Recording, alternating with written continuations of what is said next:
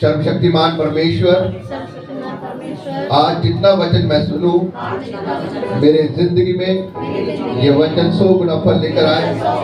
प्रभु मैं विश्वास करता हूँ कि आपका ये वचन मेरी जिंदगी का शुद्ध रहने का और उद्धार रहने का प्रभु यीशु ये जरिया है मेरे लिए। प्रभु मैं जानता हूँ प्रभु ये वचन मेरे उद्धार का जरिया है।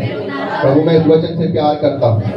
प्रभु मेरे वचन को मेरे जीवन में डाल ताकि प्रभु यीशु आज ये वचन मेरे हृदय की गहराई तक जाए और मेरी लाइफ को बदलने के लिए मुझे ताकत दे। जानता हूँ खुदावन यीशु के नाम में आमीन। यशायाह नबी की पुस्तक उसका 53 अध्याय और उसकी 4, 5, 6 आयत को हम लोग पढ़ेंगे। यशायाह उसकी 53 अध्याय उसकी 4, 5, 6 आयत को पढ़ेंगे। 53 यशायाह में तुम्हारे कानों पे मारने वाला तीनों पे मारो। 4, 5, 6। हाँ जी 4, 5, 6 ध्यान से सुनिए परमेश्वर आपसे क्या बात कर रहा है। निश्चय उसने हमारे रोगों को सह लिया और हमारे ही दुखों को उठा लिया,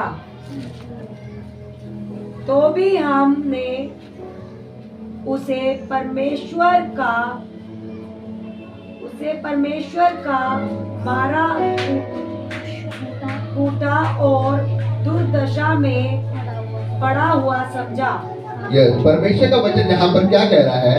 परमेश्वर का वचन कह रहा है निश्चय उसने हमारे रोगों को सह लिया और हमारे ही दुखों को उठा लिया, तो भी हमने उस परमेश्वर का मारा कूटा और दुर्दशा में पड़ा हुआ समझा। हालेलुया। किसको? परमेश्वर को क्या समझा? मारा कूटा और दुर्दशा में पड़ा। आगे की आयत को पढ़ेंगे, क्या कह रहा है परमेश्वर का वचन का? परंतु वह हमारे ही अपराधों के कारण घायल किया गया, वह हमारे अधर्म के कामों के कारण कुचला गया, हमारी ही शांति के लिए उस पर ताड़ना पड़ी कि उसके कोड़े खाने से हम लोग चंगे हो गए। Yes, hallelujah. सारे जने एक साथ मेरे साथ बोलेंगे 5वीं आयत को।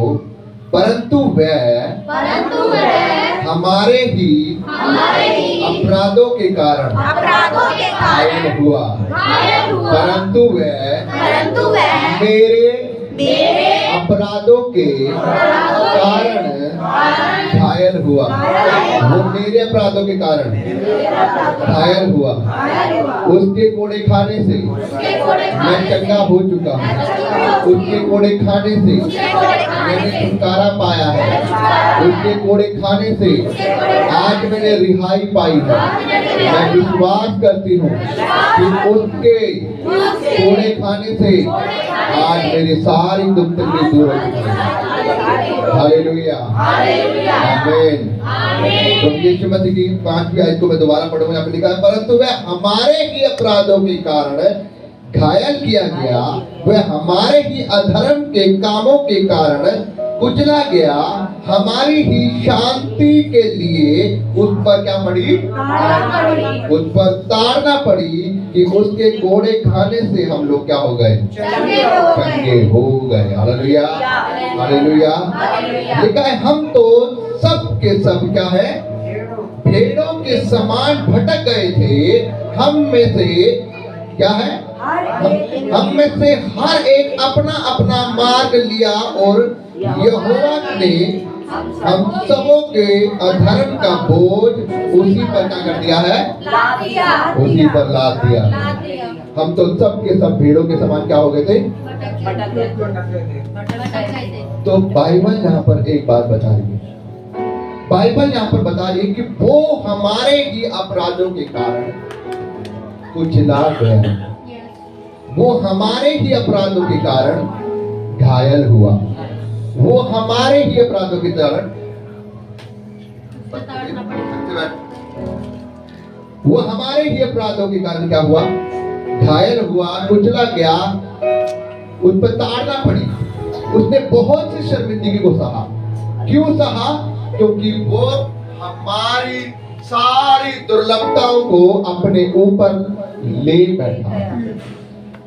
इसलिए बाइबल बताती है कि परमेश्वर ने जगत से ऐसा प्रेम किया कि उसने अपना एक लौता पुत्र क्या कर दिया? दे दिया, ताकि जो उस पर विश्वास करे वह नाश ना हो परंतु अनंत जीवन पाए। तो हमें उसने अनंत जीवन देने के लिए, हमें उसने इस पापों के जाल से आजाद करने के लिए उसने हमारे अधर्मों को, हमारे बोझ को अपने ऊपर क्या कर लिया? उठा लिया, लाद लिया। और यहाँ पर बाइबल भी ये बता रही है कि 30 आयत के लास्ट में बता रही है, और यहोवा ने हम सबों के अधर्म का बोझ भी उसी पर क्या कर दिया है? लाद दिया है। मतलब कि प्रभु यीशु मसीह जब क्रूसिफाइड हुआ, वो मारा गया, वो अंतिम समय में क्रूस के ऊपर बोल रहा है, हे परमेश्वर, हे मेरे परमेश्वर, तूने मुझे क्यों छोड़ दिया? इसका मतलब यह है कि जब आपके पाप उसके ऊपर आ गए, आपके गुनाह उसने उठा लिए, उस समय वो श्रापित हो गया था और उसके परमेश्वर ने, उसके पिता ने उसको कुछ समय के लिए छोड़ दिया ताकि वो अपने आप को तुम्हारे लिए क्या कर दे? कुर्बान कर दे। हालेलुया। वो हंसते हंसते आपके गुनाहों को अपने ऊपर ले गया। वो हंसते हंसते आपकी हर एक दिक्कतों को, हर एक श्रापों को अपने ऊपर ले गया ताकि आप सुख शांति की जिंदगी जियो और वो क्रूस की जिंदगी जिए। बाइबल बताती है कि पुराने समय में क्रूस की जो मौत होती थी वो बहुत ही शर्मनाक होती थी। वो ऐसे व्यक्ति को दिया जाता था जो बहुत ही बड़ा पापी होता था। लेकिन उसने क्या पाप किया था? हाँ, क्या पाप किया था प्रभु यीशु मसीह ने? उसने एक ही काम किया था कि आपके और मेरे लिए, आपको और मेरे को आजादी देने के लिए वो अपने आप को क्रूसिफाई करवा। उसने एक ही काम किया था कि वो सच्चाई का राज दुनिया में लाना चाहता था। वो चाहता था कि लोग पाप की ओर न जाएं, गुनाह की ओर न जाएं, बुराई की ओर न जाएं। वो सच्चाई को पहचाने और सच्चाई को जाने तो सच्चाई को आजाद करेगी। उसने अंधेरे के साम्राज्य को खत्म करके सच्चाई का राज्य को लाना चाहा। ये उसकी सदा थी। जब तक उसने काम किए, बड़े काम किए, लोगों ने उसका विरोध किया। उसने कहा मंदिर में खड़ा होके तुम इस मंदिर को ढा दो, मैं 3 दिन में से खड़ा कर दूंगा। लोगों को ये लगा कि वो इतने सालों से ये मीनार बनाई गई है और तुम इसको 3 दिन में खड़ा कर देगा अगर मैं इसे घेर दे दूंगा। जबकि उसने अपने शरीर के बारे में कहा था। Hallelujah, hallelujah. उसने कभी भी किसी का विरोध नहीं किया। उसने कभी भी किसी के धर्म का विरोध नहीं किया। उसने कभी भी किसी के धर्म को उल्टा नहीं कहा, बल्कि ना वो किसी के धर्म को चेंज करने आया, परंतु वो तो मन चेंज करने आया, वो तो जीवन चेंज करने आया। उसने कहा मेरे बेटे मेरे पास आ, अगर तू मेरे पास आएगा तो मैं तेरा क्या करूंगा? मैं तेरे जीवन को बदलूंगा, उस नाशवान जीवन को, ना कि मैं तेरा धर्म बदलूंगा। और आज बाइबल भी ये कहती है कि परमेश्वर लोगों के मन को बदलता है, लोगों के जीवन को बदलता है, ना कि वो धर्म को बदलता है। लेकिन आज पूरी दुनिया ये कहती है क्रिश्चियन लोग धर्म बदलते हैं, जबकि बाइबल में क्रिश्चियन नाम का एक वर्ड भी नहीं है। यहाँ तक कि किसी का कोई धर्म नहीं चेंज होता है। बाइबल सिर्फ इंसान को बदलती है, बाइबल सिर्फ मन को बदलती है। जब एक व्यक्ति जान जाता है कि प्रभु यीशु मसीह मेरे लिए सब जाति के लिए उसने कोड़े खाए, मेरे लिए सब जाति के लिए उसने अपना दुख सहा, मेरे लिए सब जाति के लिए उसने अपने आप को क्रूसिफाई करा ताकि वो क्रूस की मौत मरे और हम सुख शांति की जिंदगी जिए। तब वो व्यक्ति जब जानता है सच्चाई को तो वो परमेश्वर के पीछे होकर चलता है, क्योंकि बाइबल कहती है कि उसके कोड़े खाने से हम चंगे हुए। और जब हम विश्वास करते हैं हम चंगे होते हैं और वो चंगाई हमारे जीवन में एक रिवाइवल को लेकर आती है। हालेलुया। जब वो चंगाई हमारे जीवन में आती है तो वो व्यक्ति उस परमेश्वर की ओर चलता है, और जब वो व्यक्ति उस परमेश्वर की ओर चलता है तो लोगों को ये लगता है कि इस बंदे ने अपना धर्म चेंज कर लिया।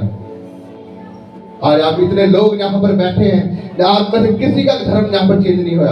आप यहाँ पर इतने लोग बैठे हैं, कोई किसी जाति से, कोई किसी जाति से, किसका धर्म चेंज किया गया है या किसके जीवन में काम नहीं हुआ या आप यहाँ पर आके बैठे। लेकिन फर्क सिर्फ यह है सोचने का। ब्लेम हर कोई लगा देता है। बाइबल कहती है अधूरा ज्ञान हमेशा मौत को लेकर आता है। लिखा है कि ज्ञान ना होने की वजह से मेरी प्रजा क्या हो रही है, नाश होती जा रही है। इसलिए वो व्यक्ति नाश होंगे, वो लोग नाश होंगे जिनको आज ज्ञान नहीं है और वो हमेशा परमेश्वर पर दोष लगाते हैं। बाइबल बताए जब तक परमेश्वर के लोगों को सताया गया, जब तक मसीह के लोगों को सताया गया है, उसके वचन को छेड़ा गया है, उसके वचन से छेड़छाड़ की गई है, उसने लोगों को मिट्टी में मिलाया है और वो मिलाता रहेगा। Hallelujah, hallelujah. परमेश्वर का वचन क्या कह रहा है? वो कह रहा है कि वो हमारे कारण वो कुचला गया, हमारे कारण उस पर ताड़ना आई, हमारे कारण उसने दुख सहा, ताकि हम आज अनंत जीवन वाले जीवन को देखें। उसने साफ कहा अपने वचन में, जो मुझ पर विश्वास करेगा वो नाश ना होगा, अनंत जीवन उसका है। उसने कितनी बड़ी बात कही है कि जो मुझ पर विश्वास करेगा उसके जीवन में मौत नहीं रहेगी, शारीरिक मौत आएगी, शरीर मिट्टी है, मिट्टी में मिल जाएगा, लेकिन उसके बाद एक आत्मा है, उसका न्याय होगा, लेकिन उसका न्याय परमेश्वर के अनुसार होगा, वो स्वर्ग में लेकर जाएगा। Hallelujah, hallelujah. लेकिन आज जो लोग उसके वचन के अनुसार नहीं चलते, बाइबल में लिखा कि क्रूस की मृत्यु नाश होने वालों के लिए क्या है? नाश होने वालों के लिए वो दुख की बात है कि हाय यीशु मर गया, हाय यीशु मर गया। वो नाश होने वालों के लिए दुख की बात है। लेकिन लिखा कि जो लोग अनंत जीवन पाएंगे, जो लोग मसीह में बचाए गए हैं, जो लोग जानते हैं कि काश यदि प्रभु यीशु मसीह ना मरे तो हम ये अनंत जीवन को नहीं पा सकते। उसका मरना हमारे लिए क्या है? लाभदायक है। Hallelujah, hallelujah, hallelujah. उसका मरना मसीहों के लिए क्या है? लाभदायक है, क्योंकि अगर वो नहीं मरता तो आज हम यहाँ पर क्या करते हैं? पृथ्वी पर ही सड़कर रह जाते हैं, इस संसारिक दुनिया में रहते हैं। इसलिए उसने कहा कि क्रूस की मृत्यु नाश होने वालों के लिए तो हाय हाय है, लेकिन मेरे धर्मी जनों के लिए जो स्वर्ग के राज्य में जाएंगे उनके लिए वो खुशी की बात है। क्यों? क्योंकि उसके मारे जाने के द्वारा, उसके लहू बहाने के द्वारा, उसके लहू बहाने के द्वारा हमारे पाप क्षमा हुए, उसके लहू बहाने के द्वारा हमारी बीमारी गई है, उसके लहू बहाने के द्वारा हमारी दुख तकलीफ दूर हुई है। हालेलुया। तो प्रभु यीशु मसीह का वचन क्या कह रहा है यहाँ पर? खुदावन अपने वचन के द्वारा हमें अपनी सामर्थ से भर रहा है। हालेलुया।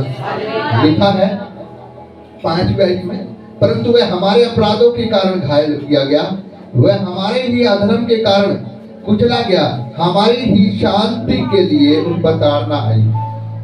उसने कहा कि जैसी शांति मैं तुम्हें दी देता हूँ, ये संसार तुम्हें ना देगा, क्योंकि जो शांति मैं तुम्हें दूंगा वो ये संसार नहीं देगा। वो कह रहा है कि हमारी ही शांति के लिए वो क्या हुआ? कुचला गया। जैसी शांति प्रभु यीशु तुम्हें दे देगा, ये संसार नहीं देगा मेरे भाई बहन। इसलिए अगर तुम्हें शांति चाहिए तो प्रभु यीशु मसीह के नजदीक आ जाओ। अगर तुम्हें शांति चाहिए तो खुदावन के नजदीक आ जाओ, उसे गले से लगाओ। हालेलुया। तो प्रभु यीशु मसीह का वचन क्या कह रहा है? वो हमारी शांति के लिए उसने सब कुछ सहा। इसलिए परमेश्वर ने कहा कि जैसी शांति मैं तुम्हें दी देता हूँ संसार नहीं देगा। तो अगर हमें सच्ची शांति चाहिए तो हमें परमेश्वर के नजदीक आना पड़ेगा। हालेलुया। तो हमें अगर अपने जीवन में शांति को चाहिए तो हमें परमेश्वर के नजदीक आना पड़ेगा, उसके समीप आना पड़ेगा, उसके वचनों को खाना पड़ेगा, पचाना पड़ेगा।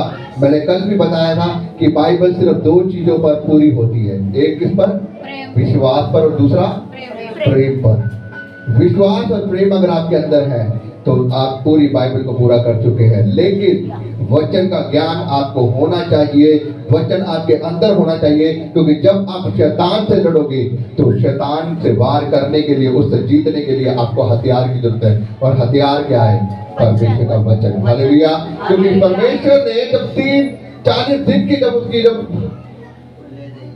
जब 40 दिन की जब उससे बातचीत हुई थी, जब 40 दिन उससे शैतान से उसकी जब अंतिम दिनों में उपवास के दिनों में जब उसकी परीक्षा हुई थी तो उसने वचन के द्वारा शैतान को हराया और शैतान को मात दी। तो मेरे भाइयों बहनों, आज बाइबल हमें क्या बता रही है? वचन हमारे अंदर होना चाहिए और वचन के द्वारा हम आशीष को पाएंगे। हालेलुया। तो मैं विश्वास करता हूँ कि आप इस वचन के द्वारा क्या पा रहे हैं? आप आशीष पा रहे हैं। आप इस वचन को महत्व को समझ में पा रहे हैं कि उसने आपके लिए क्या कहा। उसने आपके लिए दुख सहा, आपके लिए पीड़ाएं सही, आपके लिए उसने ताड़नाएं सही, ताकि आप शांति वाला जीवन जियो। और वो क्रूस के ऊपर चढ़ाया गया। हालेलुया।